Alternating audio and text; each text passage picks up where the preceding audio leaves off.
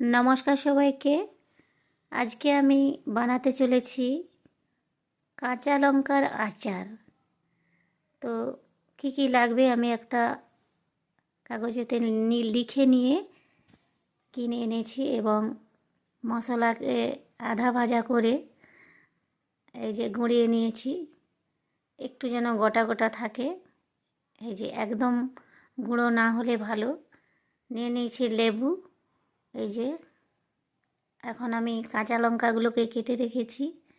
এইবার লেবুর রসে ডুবিয়ে রাখতে হবে কিছু সময়ের জন্য। এই যে লেবুর রস নিগড়িয়ে নিলাম একটা ছাঁকনিতে করে, যাতে বিচাগুলো আলাদা হয়ে যায়। এই যে নিগড়ে নিলাম লেবুর রস। তারপর ভাজা যে মশলা তাকে শিলে গুঁড়িয়ে রেখেছি আগে থেকেই। এরপর দিয়ে দেব কাঁচা লঙ্কাতে কিছু নুন অ্যাড করলাম, এগুলো বিন নুন। তারপরে টাটা নুন একটু 1 চামচের মতো দিয়ে দেব। আগে থেকেই লেবুর রস নিগড়িয়ে রেখেছি। এরপর ভালো করে নুন মেখে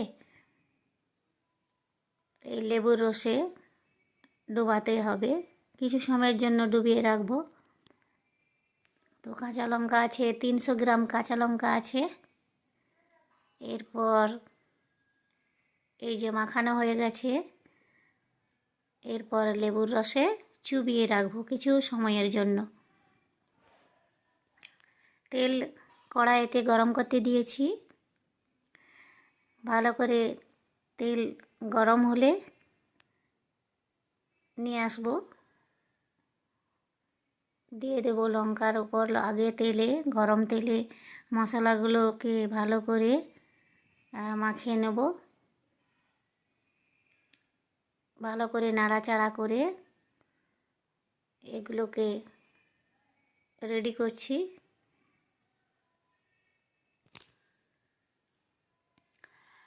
লেবুর রসে নুন দিয়ে চুবিয়ে রেখেছি, বিন নুন দিয়েছি এবং টাটা নুনও দিয়েছি। কাঁচা লঙ্কাগুলো এমনভাবে কাটা হয়েছে যেমন পেঁয়াজ সাই লাগছে, তাই না? এরপর তেল গরম করে এনেছি, একটু সামান্য ঠান্ডা করে নিয়েছি, কারণ লঙ্কাতে দিয়ে দিলে লঙ্কাগুলো একবারে সেদ্ধর মতো হয়ে যাবে, তাই একটু তেল ঠান্ডা করে